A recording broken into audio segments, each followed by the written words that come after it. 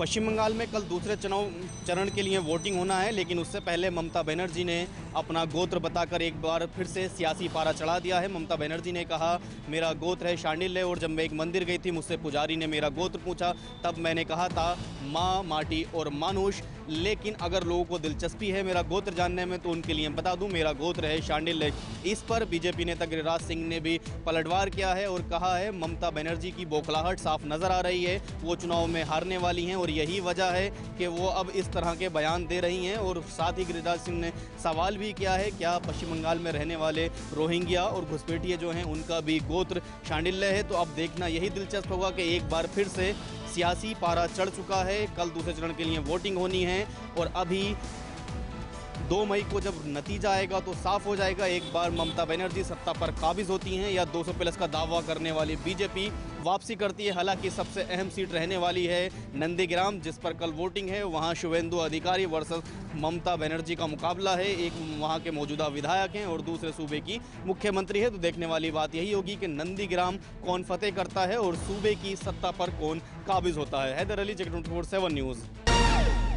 देश में बड़ी तेजी से कोरोना के मामले बढ़ रहे हैं, क्योंकि स्वास्थ्य मंत्रालय की तरफ से जो हर रोज आंकड़ा दिया जा रहा है उससे ये लग रहा है कि आगे आने वाले समय में भयावह स्थिति होने वाली है। ऐसा हम इसलिए कह रहे हैं क्योंकि 24 घंटे के दौरान एक बार फिर 53,000 से ऊपर मामले सामने आ गए हैं और सबसे ज्यादा मामले महाराष्ट्र के अंदर हैं। लेकिन दिल्ली की बात करें तो दिल्ली के अंदर भी मामले कुछ कम नहीं है, 900 के पार मामले सामने आ गए हैं। क्योंकि एहतियातन कदम अगर नहीं उठाए गए तो शायद ये स्थिति आपको ऐसे ही देखने को मिलेगी। फिलहाल आप अगर सावधानी बरतेंगे, सतर्कता बरतेंगे तो पूरा देश सुरक्षित रह सकेगा, क्योंकि जिम्मेवारी आपकी भी बनती है। सरकारें तो अपने तौर पर कदम उठा रही हैं, एहतियातन कदम उठा रही हैं, लेकिन जिम्मेदारी आपकी बनती है। अगर आपने जिम्मेदारी से पीछे कदम हटाया तो आपका पूरे परिवार को इसका खामियाजा भुगतना पड़ सकता है। फिलहाल कैमरा पर्सन विजय के साथ में हर्ष भारद्वाज, 24/7 न्यूज़।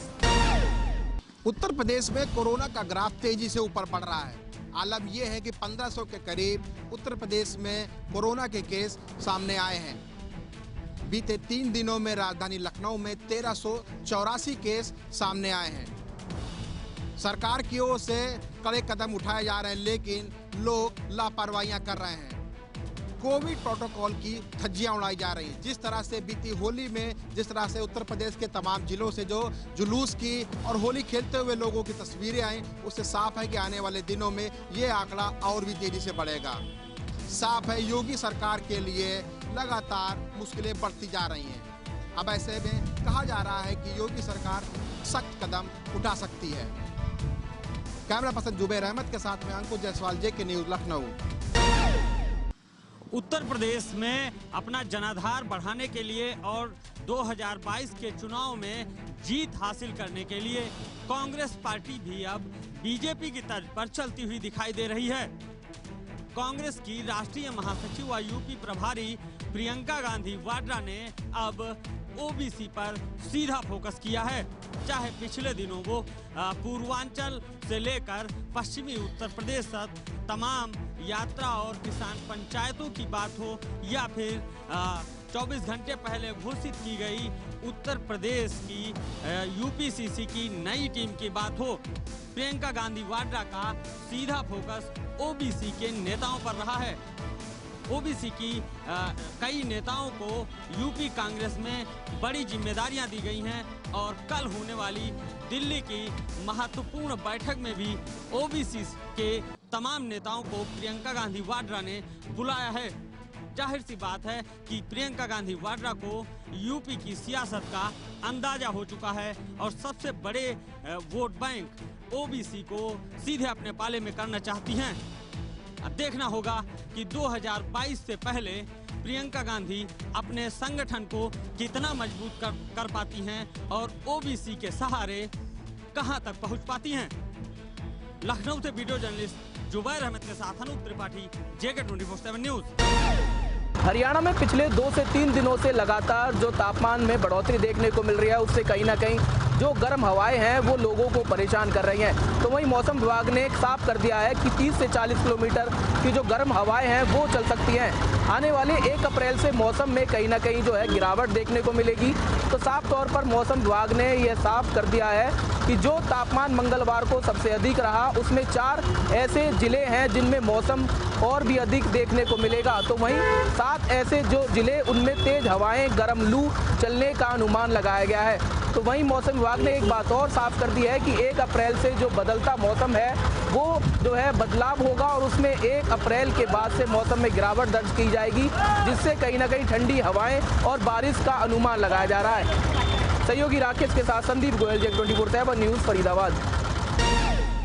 राजधानी दिल्ली से पश्चिमी उत्तर प्रदेश के दर्जन भर जिलों के बीच का सफर 1 अप्रैल से आसान होने वाला है। केंद्रीय सड़क एवं परिवहन राजमार्ग मंत्रालय की ओर से दिल्ली मेरठ एक्सप्रेसवे को मंजूरी मिलने के बाद इसे 1 अप्रैल से खोल दिया जाएगा। इससे पहले मंगलवार को इसे ट्रायल के लिए खोला गया था, लेकिन औपचारिक रूप से 1 अप्रैल से ही इस पर वाहन फर्राटा भर सकेंगे। इसका सबसे बड़ा लाभ ये होगा कि दिल्ली से मेरठ 60 मिनट में और गाजियाबाद से मेरठ 30 मिनट में पहुंचा जाएगा। इसके साथ ही आपको बता दें, दिल्ली मेरठ एक्सप्रेसवे पर वाहनों की रफ्तार और चलती हुई गाड़ियों की नंबर प्लेट पर नजर रखने के लिए कुल 170 सीसीटीवी कैमरे भी लगाए गए हैं। हालांकि इससे पहले एक्सप्रेसवे बुधवार यानी 31 मार्च को खोला जाना था, लेकिन कुछ तकनीकी अड़चनों के कारण एक्सप्रेसवे खोलने की तिथि को 1 दिन बदला गया है। गौरतलब है कि दिल्ली मेरठ की दूरी को कम करने के लिए 2008 में मंथन शुरू हुआ था। फिर केंद्र में 2014 में भाजपा सरकार के आने के बाद दिल्ली मेरठ एक्सप्रेसवे के निर्माण की कवायद शुरू की गई। जेके 24/7 न्यूज़ के लिए दिल्ली से उज्जवल कुमार की रिपोर्ट। उत्तराखंड में कोरोना का संकट लगातार गहराता जा रहा है और लगातार मिल रहे संक्रमित लोगों की संख्या को लेकर अब सरकार ने नई गाइडलाइन जारी की है, जो आज रात से ही लागू हो जाएगी।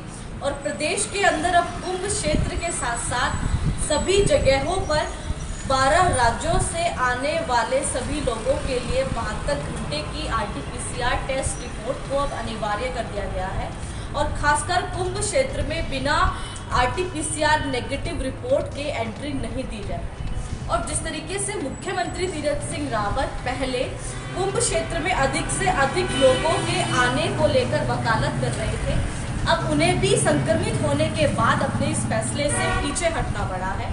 और उनके मुताबिक भी अब कम से कम लोगों की जो संख्या है वो कुंभ में एकत्रित होनी दी जाएगी। साथ ही साथ जो 60 साल से ऊपर के या बुजुर्ग हैं उनको कुंभ क्षेत्र में नहीं आने दिया जाएगा, ऐसी गाइडलाइन सरकार के द्वारा जारी हुई है।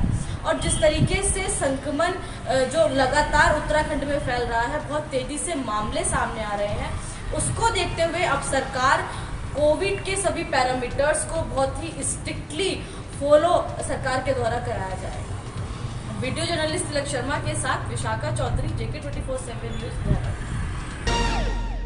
सरकार ने आधार कार्ड को पैन कार्ड से लिंक करने के लिए 31 मार्च 2021 की अंतिम तारीख दी है। ऐसे में अगर आप अपना आधार कार्ड पैन कार्ड से लिंक करवाना चाहते हैं तो आपके पास में कुछ ही घंटे बचे हुए हैं।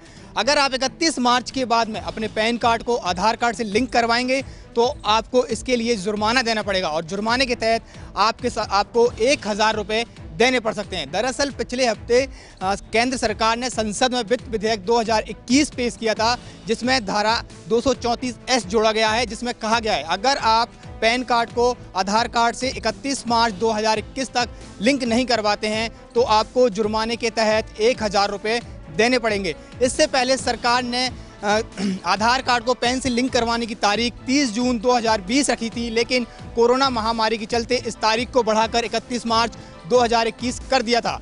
अब अगर 31 मार्च के बाद आप अपने पैन कार्ड को आधार से लिंक करवाएंगे तो आपको 1000 रुपये देने होंगे। इससे अच्छा है कि आप पहले ही इसको लिंक करवा लें। अगर आप बाद में करवाएंगे तो उससे 2 बड़े आपको नुकसान भी झेलने पड़ सकते हैं। पहला, 1 अप्रैल 2021 के बाद आपका पैन कार्ड बेकार हो जाएगा, यानी वो कोई काम का नहीं रहेगा। इसके अलावा अगर आप 31 मार्च के बाद लिंक करवाएंगे तो आपको 1000 रुपये जुर्माना देना पड़ेगा। इससे अच्छा है कि आप पहले ही इसको लिंक करवा लें। कैमरामैन विजय ठाकुर के साथ मनोज राठौड़, जेके 24/7 न्यूज। राजधानी दिल्ली में अब रेस्टोरेंट ओनर्स को इस बात की जानकारी देनी होगी कि वो जो मीट परोस रहे हैं वो झटके का है या हलाल का। इस बाबत उत्तरी नगर निगम के द्वारा एक प्रस्ताव सदन में पेश किया गया जिसे पारित कर दिया है। यानी अब रेस्टोरेंट ओनर्स को ये बताना होगा ग्राहकों को कि वो जो मीट परोस रहे हैं, जो ग्राहकों को मीट दे रहे हैं, वो झटके का है या हलाल का।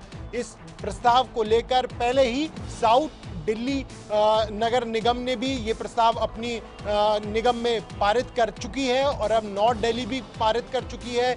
इसके साथ ही में जो ईस्ट दिल्ली है वो भी इस प्रस्ताव को पारित कर चुकी है। यानी अब पूरी दिल्ली में जो रेस्टोरेंट्स हैं उन्हें ये जानकारी देनी होगी। कैमरा पर्सन सचिन के साथ प्रणय शर्मा, दिल्ली। आईपीएल का नया सीजन शुरू होने वाला है। उससे पहले सभी टीमें अपनी जोर आजमाइश कर रही हैं। सभी टीमें अपने अपने प्लेइंग 11 अपने खिलाड़ियों को लेकर तैयारी कर रही हैं। ऐसे में दिल्ली कैपिटल के लिए कप्तान श्रेयस अय्यर चोटिल हो गए, जिसके बाद वो अब आईपीएल का हिस्सा नहीं हैं। लेकिन अब दिल्ली कैपिटल ने अपने कप्तान का ऐलान कर दिया है। दिल्ली कैपिटल की ओर से ऋषभ पंत नए कप्तान के रूप में सामने आए हैं, यानी कि अब दिल्ली कैपिटल के कप्तान ऋषभ पंत होंगे। हालांकि ये कल खुद दिल्ली कैपिटल की ओर से उनके ऑफिशियल ट्विटर हैंडल पर इस बात की जानकारी दी गई कि ऋषभ पंत इस बार दिल्ली कैपिटल की कप्तानी अगुवाई करते नजर आएंगे। हालांकि ऋषभ पंत ने भी इस पर अपनी प्रतिक्रिया दी, खुशी जाहिर की और जिम्मेदारी को निर्वहन करने की बात भी कही है।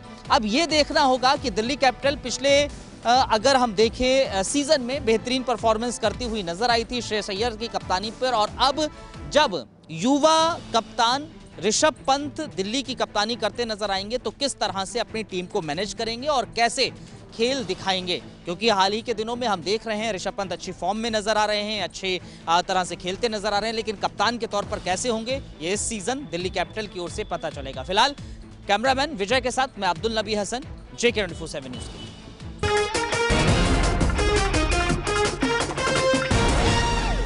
खबरों से अपडेट रहने के लिए JK24/7 न्यूज के YouTube चैनल को आज ही सब्सक्राइब करें और Facebook पेज को भी फॉलो करें।